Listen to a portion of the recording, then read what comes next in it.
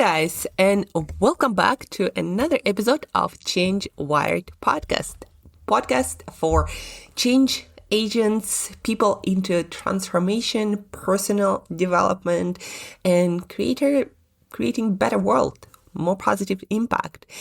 I'm Angela Sharina. I'm your host. I'm your executive coach, health, personal and collective transformation coach, change leadership consultant, and just someone who is also equally passionate about change and about learning the science, the best practices, the best tools, and everything that we've as humanity accumulated to help us learn better, change faster, and ultimately create more beautiful and fulfilling life experiences for ourselves and people around us. Today, guys, we're going to start with a story. You already know what this podcast is going to be about, sort of from the title.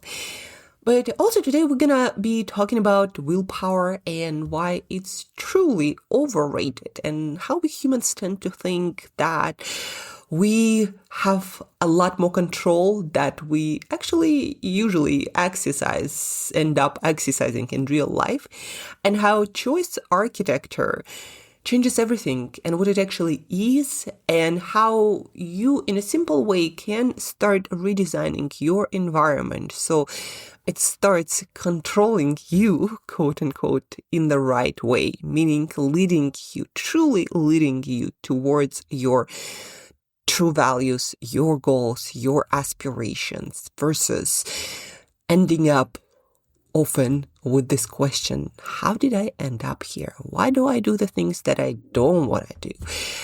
Instead, asking, well, I've managed to create one heck of a life that I'm super proud about.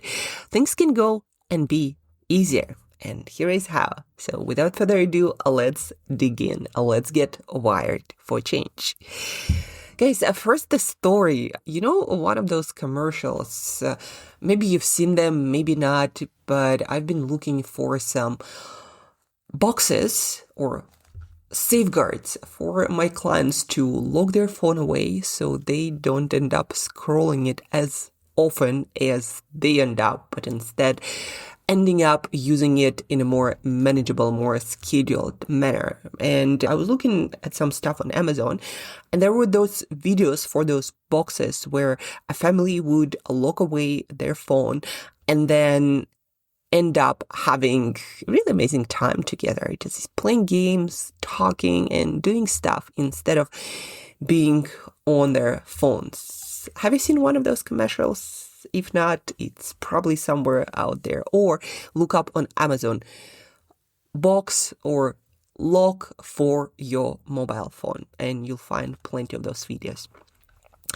And it happened in real life for me, in a little bit different form. So one day, while during my parents' visit, Wi-Fi died. There was, something happening, and they started doing some work, and there was no Wi-Fi. And so I couldn't really do a lot of work because my mobile internet wasn't that great, and my parents couldn't watch much TV because our TV is fueled by Wi-Fi. And so what ended up happening, my dad suggested we go for a bike ride, even though for days he's been saying no to all kinds of activities I proposed, saying that his arthritis doesn't let him do that.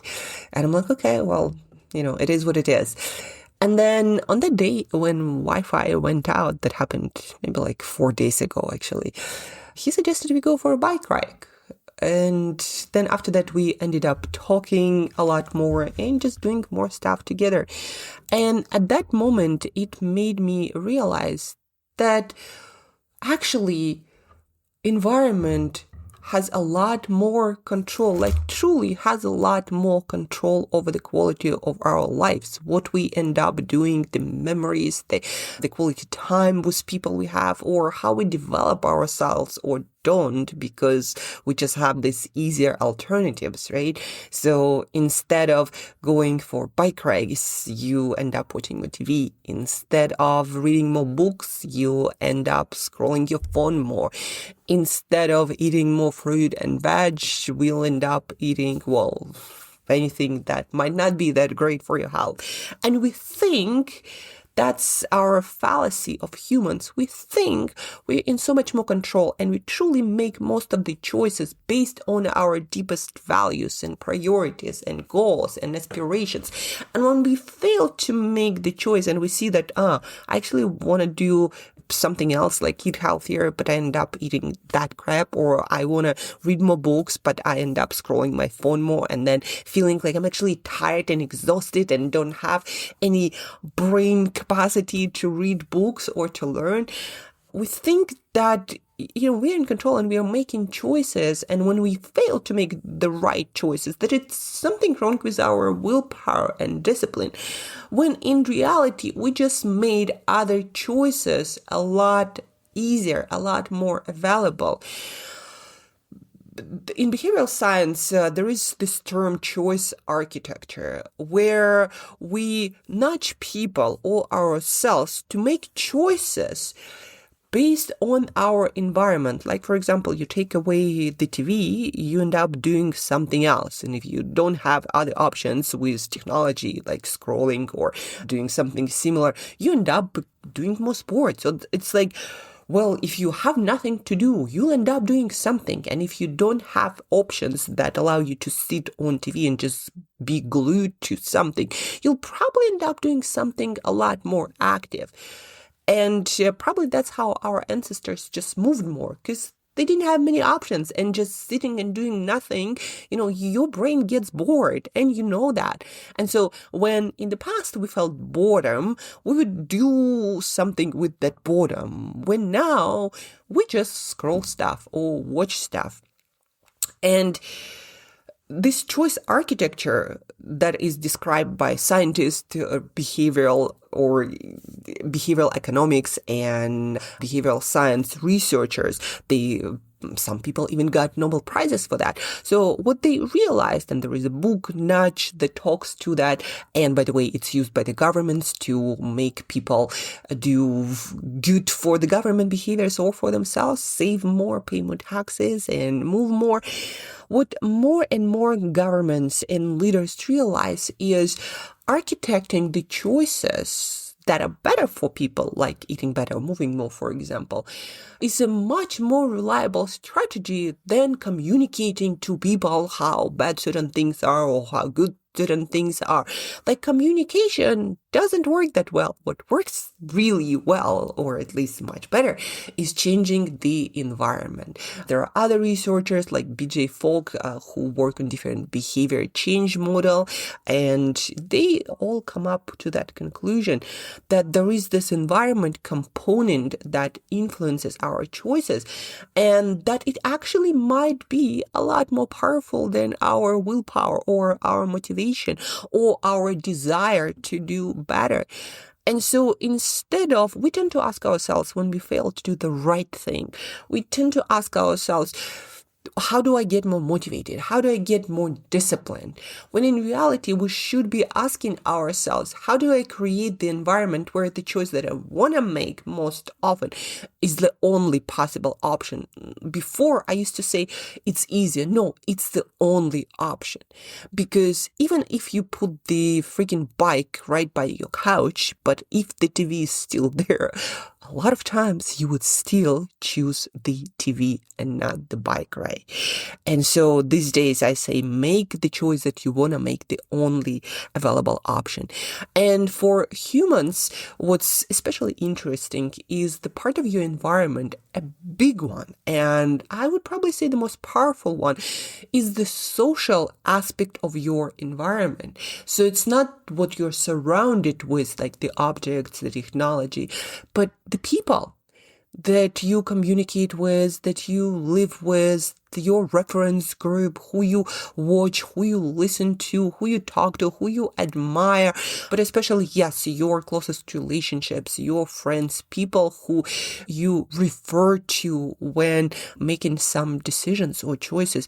That has a bigger effect even than your environment. That's why if you want to exercise, actually the best possible thing you can possibly do is join a group that will keep you accountable, that you admire, that you respect. Like, let's say maybe your boss or someone who you just respect and admire is a part of some fitness group. So join that and show up for them, because you will feel like if you don't show up, they're going to think less of you. And for human beings, that is one of the biggest motivators. So our social environment thinks more of us, not less of us.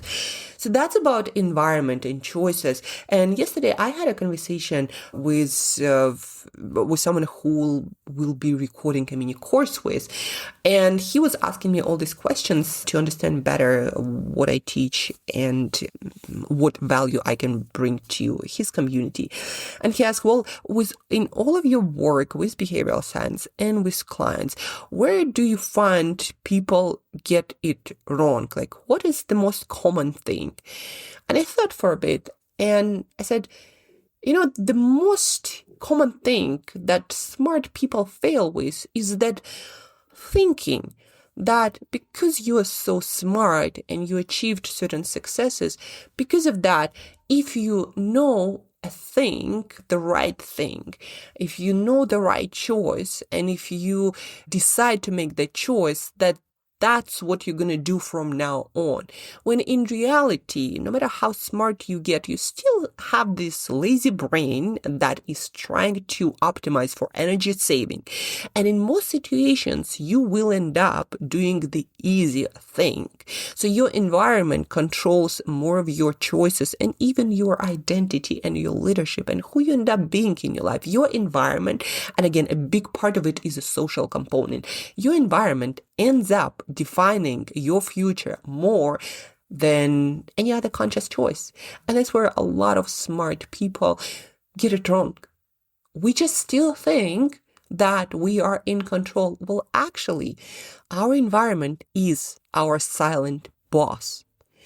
We are wired to be the most adaptable species on Earth. And it's a good thing, but also not so good thing, because it means that if you happen to be in the environment which is not that great for your development and development of your potential, it means that you're not going to end up developing that potential, and instead going to be a sort of mediocre level. And our environment, as it gets more and more convenient to be at that mediocrity level, we less and less tap into what's actually possible.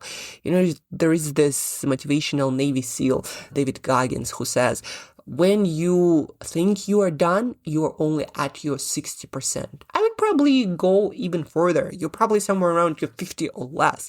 But because the environment, we are conditioned by people around us to just stay comfortable. Like, why would you risk things? Stay here. You have everything figured out. Why would you go out and try things that might fail? Why would you try to hurt yourself? And that's what society is conditioning us. And that's why you stay safe and comfortable and never actually even try to tap into what's possible for you.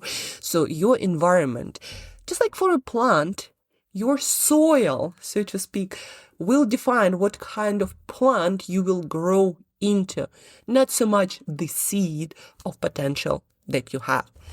And my pitch today is to you as a smart person, as a leader, stop thinking that your willpower and your conscious thinking going to define your future, and start thinking more on a question: how do I design my environment so I have no other choice, not the easiest, but so I have no other choice, but to get better, to grow, and create the impact that I say I want to create in other people's lives, in the world, or whatever that might be, right? So not how do I get more disciplined and how do I grow myself. How do you position yourself in the soil or environment where the right choice is the only available choice? So start thinking in that way. And while at it, you might also ask yourself, if there was no Wi-Fi, no TV, no phone tomorrow, what would I do with my time? How would I end up spending my time? You would think, well, I would just do nothing. No, human beings do not do nothing. So think about that. And again, start thinking about your environment, not so much what kind of discipline you have. And that's the pitch. And also, if you are a leader, a parent, someone who influences other people, also think about that. Don't think about why they're such a wrong person or why do they make this stupid choice. But instead, what's the environment around them that makes that choice the most economical from the energy perspective choice, the easiest choice? And then how can I help them, or maybe even without their help, change the environment so the choice that I think is better for them is actually the easiest or maybe the only one, and that they're happy they're going to be making. Thank you guys for listening. Thank you for tuning in. Please do share this podcast episode with anyone who you think going to benefit from listening to this podcast, from learning from it and changing their thinking and the way they organize, they design their life. So share this podcast episode with that person, and also rate, review on different platforms, because that allows us by default to reach more learning ears and shape the world in a better way. So help me create more positive impact as well. And guys, till next time, stay tuned, keep growing, and think of the soil you put yourself into, not the discipline that you need to strengthen. Till next time, keep growing.